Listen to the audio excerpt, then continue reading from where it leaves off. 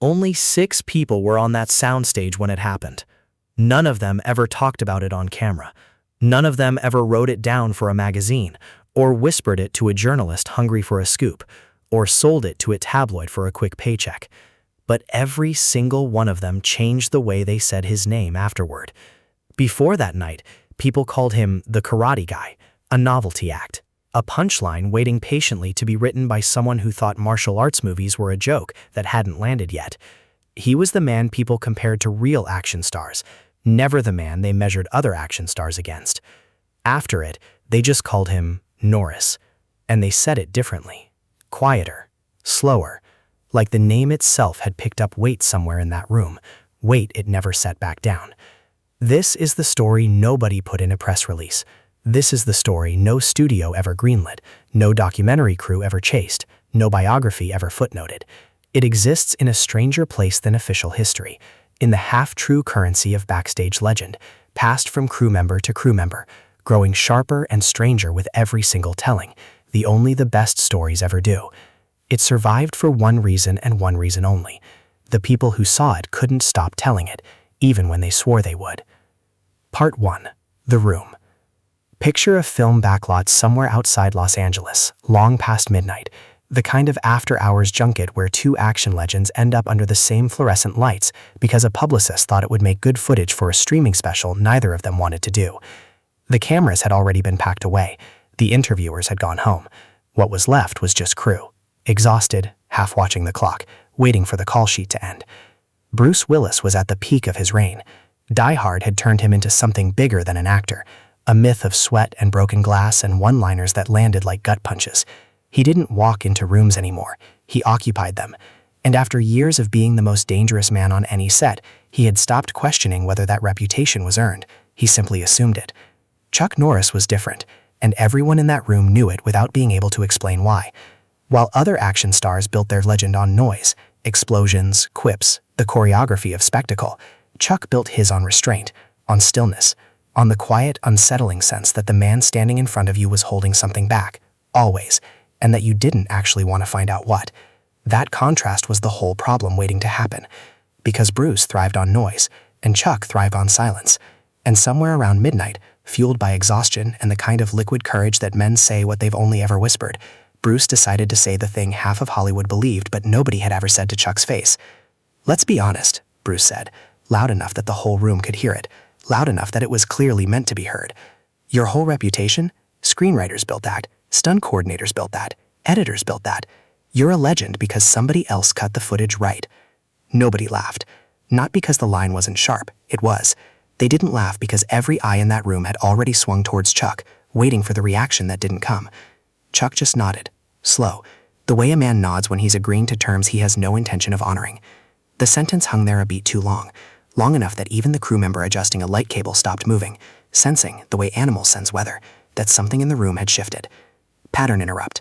Stop here for a second, because this is the part of the story that splits into 2 versions, depending on who's telling it.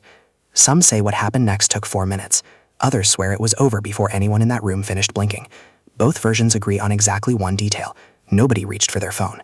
Some say they simply forgot they had one. Others say it happened too fast for the thought to even form. Part 2, the escalation. The crew exchanged glances, the kind of glance that says, did he really just say that, without a single word spoken? Someone let out a nervous laugh, the kind that exists only to give the body somewhere to put its discomfort. Bruce smiled, that smug, half-cocked grin that had sold 100 million tickets, the one built for press junkets and 3-word comebacks, the one that had never once in his entire career needed to be backed up by anything more than his own certainty. "You want to test that theory?" he said. Chuck set down the water bottle in his hand. He didn't slam it, he didn't make a show of it. He placed it down, deliberate, unhurried, the way a man sets aside something he knows he won't be needing again for a while. "I don't test theories," Chuck said. "I just don't disagree with people twice." The temperature of the room changed. Not literally, but every single person who was there swears to this day that it did. A grip near the lighting rig stopped adjusting a softbox mid-motion. A production assistant froze with her walkie-talkie halfway to her mouth. The sentence she had been about to say lost completely. Somebody's coffee sat forgotten on an equipment cart, going cold, and nobody noticed for 10 full minutes afterward.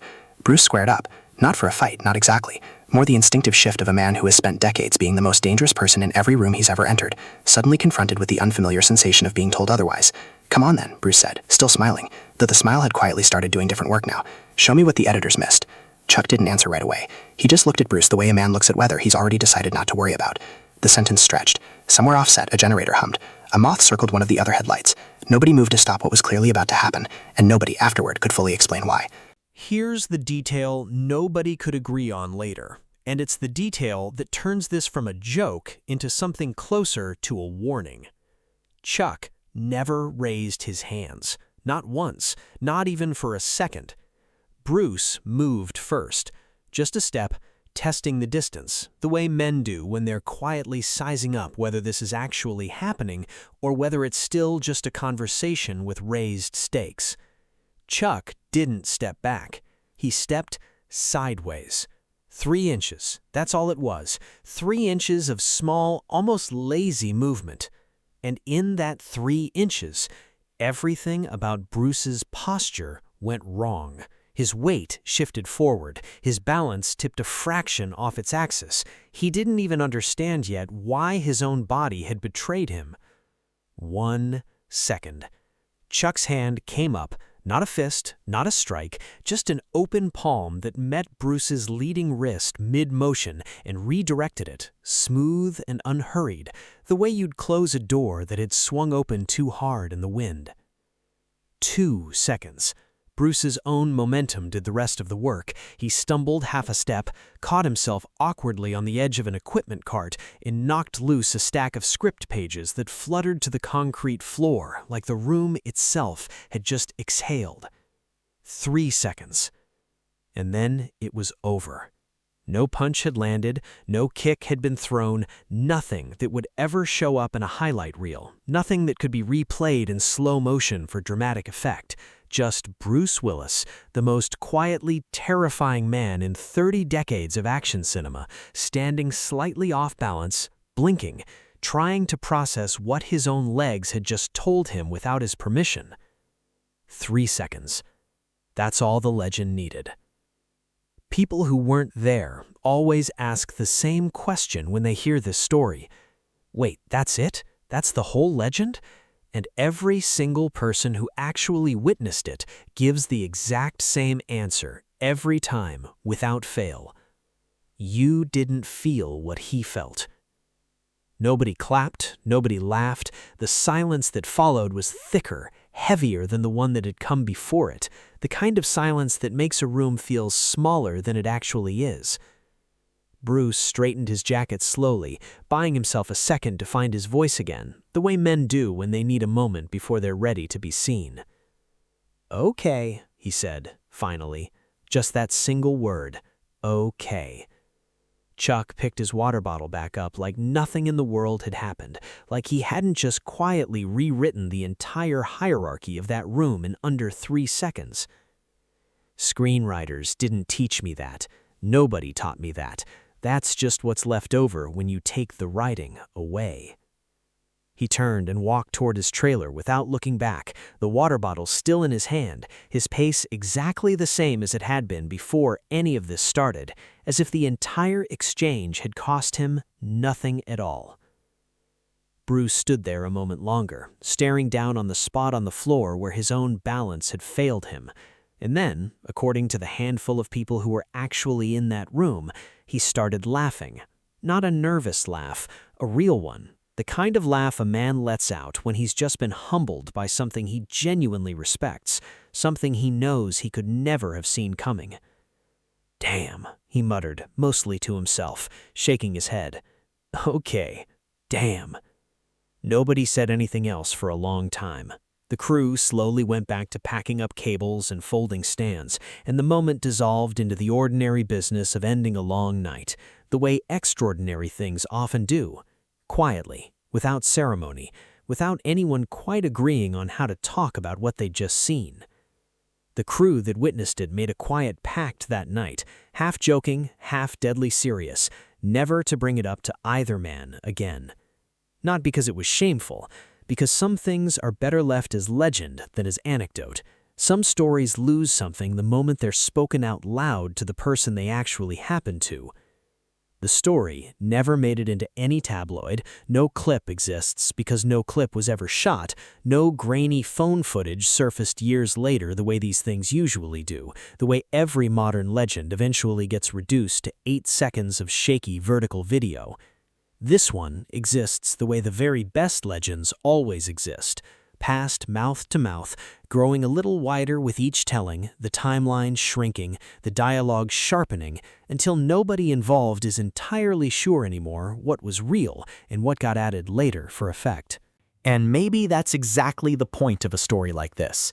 Because the legend of Chuck Norris was never really about speed, or about power, or about perfectly choreographed roundhouse kicks captured at the right angle by the right camera operator.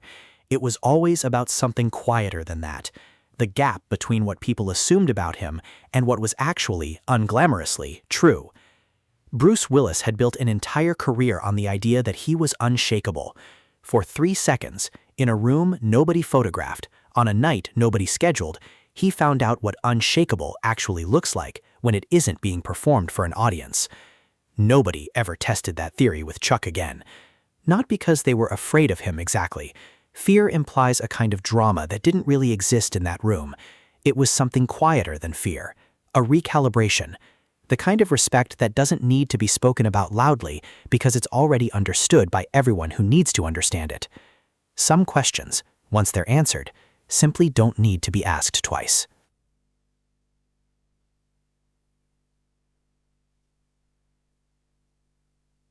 That's the legend as it's been told, backstage, late at night, by people who may or may not have actually been in that room, growing with every retelling the way the best stories always do. Maybe it happened exactly like this. Maybe it didn't happen at all. Maybe it's 3 different true stories stitched together into one, the way folklore usually works, the way every legend eventually stops being about facts and starts being about what people need to believe. But that's what separates a story like this from an ordinary one. The truth of it was never really the point. The point was always the silence in the room after it was over, and the fact that nobody who was there ever needed convincing again. If this story moved you, hit subscribe, because the next legend we tell might be the one nobody else is willing to.